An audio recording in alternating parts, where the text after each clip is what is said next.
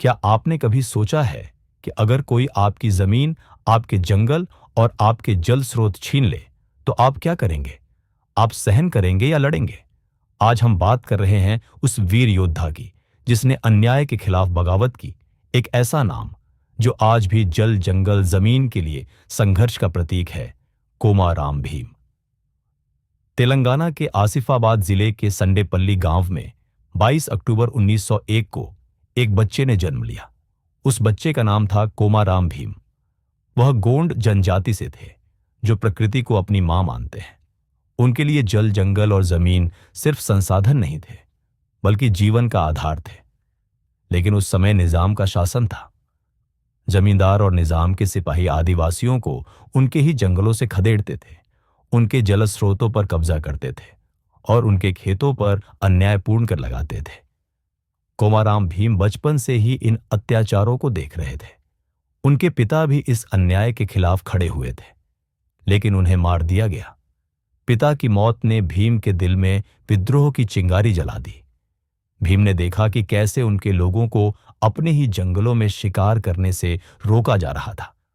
उन्हें बिना मेहनताना के काम करने के लिए मजबूर किया जाता था। उनकी जमीन छीनी जा रही थी। यहीं से भीम ने प्रण लिया, अपने लोगों के हक के लिए लड़ने का। उन्होंने अपने समुदाय को संगठित किया, उन्हें अपने अधिकारों के लिए जागरूक किया।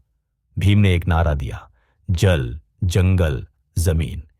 यह सिर्फ एक नारा नहीं था, बल्कि एक आवाज थी जिसने हर आदिवासी के दिल को छू लिया। उन्होंने गुरिल्ला युद्ध की रणनीति अपनाई और जंगलों से निजाम की सेना को चुनौती दी। भीम का विद्रोह कई वर्षों तक चला। उनकी लड़ाई ने निजाम शासन को हिला दिया।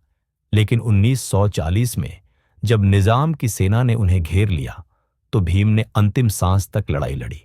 गोली लगने के बाद भी उनके हौसले नहीं टूटे। आखिरी सांस तक उन्होंने अपने समुदाय और अपनी धरती के लिए लड़ाई लड़ी। अंततः वे वीर गति को प्राप्त हुए। लेकिन कोमाराम भीम सिर्फ मरे नहीं, वो अमर हो गए। उनकी शहादत ने हजारों आदिवासियों को प्रेरित किया। कोमाराम भीम ने सिखाया कि अधिकार मांगे नहीं जाते, छीने जाते हैं। जल, जंगल, जमीन सिर्फ शब्द नहीं, हमारी पहचान है।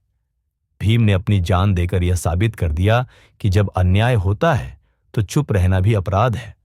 आज भी जब हम अपने हक के लिए खड़े होते हैं, कोमाराम भीम जैसी हिम्मत दिखा सकते हैं।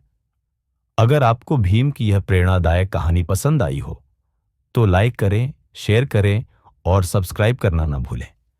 और कमेंट में